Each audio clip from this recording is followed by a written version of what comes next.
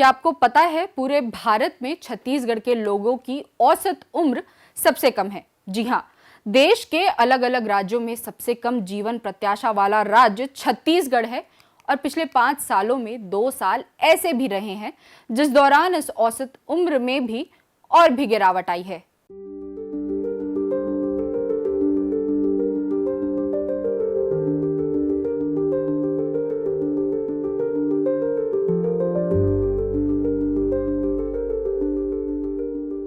जरूरी बात में आपका स्वागत है।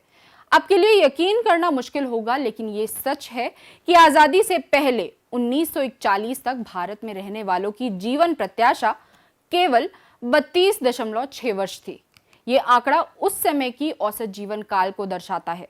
शिशु मृत्यु दर, पोषण की कमी, संक्रामक रोगों और सीमित चिकित्सा सुविधाओं के कारण उस समय जीवन प्रत्याशा बेहद कम थी। हैजा, कॉलेरा जैसी एक बीमारी फैलती थी और गांव के गांव साफ हो जाते थे। यूं भी ब्रिटिश शासन के दौरान भारत में स्वास्थ्य सेवाओं की कमी, गरीबी, कुपोषण और स्वच्छता की समस्या आम थी, जिसके कारण जीवन प्रत्याशा कम थी। भारत में एक बड़ी आबादी तो भूख की समस्या से जूझ रही थी। प्रधानमंत्री जवाहरलाल नेहरू के अथक प्रयास से कृषि और स्वास्थ्य के क्षेत्र में प्रगति हुई और हरित क्रांति जैसी कोशिशों के कारण जवाहरलाल नेहरू के जीवन काल में ही भारत में लोगों की जीवन प्रत्याशा यानी औसत आयु 44.20 के आसपास पहुंच गई।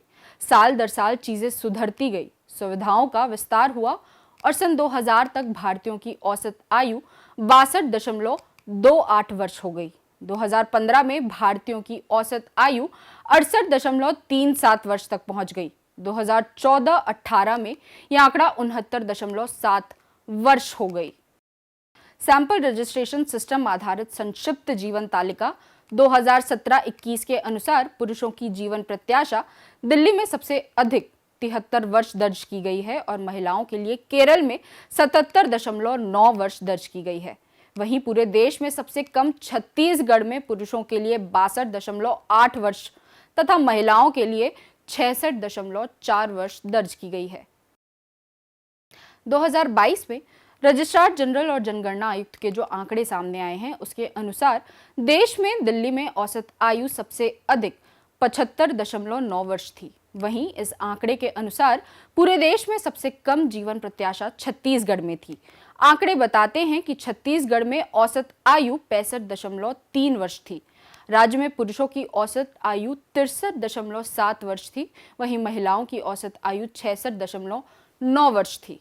2020-21 में औसत आयु का मामला थोड़ा और गड़बड़ाया और 50 सालों में पहली बार ऐसा हुआ जब लोगों की जीवन प्रत्याशा बढ़ने के बजाय घट गई।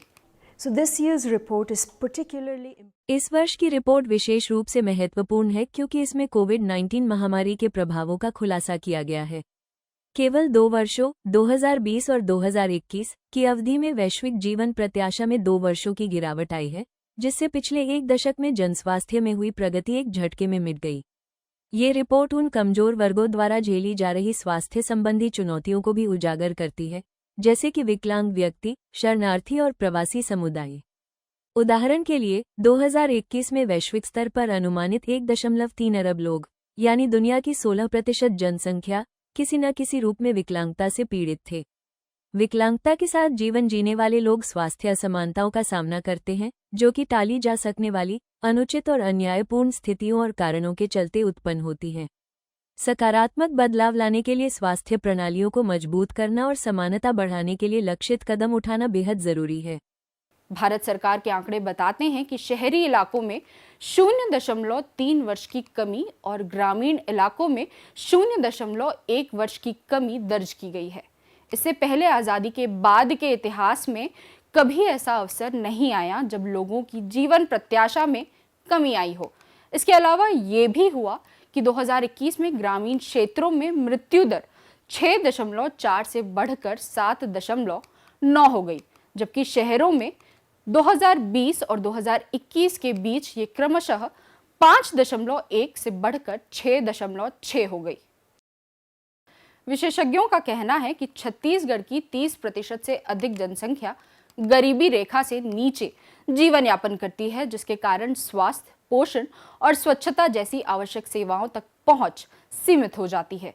यह आर्थिक पिछड़ापन स्वास्थ्य परिणामों पर असर डालता है। इसी तरह रायपुर से लेकर कोंटा और रामानुजगंज तक राज्य में स्वास्थ्य सेवाओं की स्थिति बेहद गंभीर है।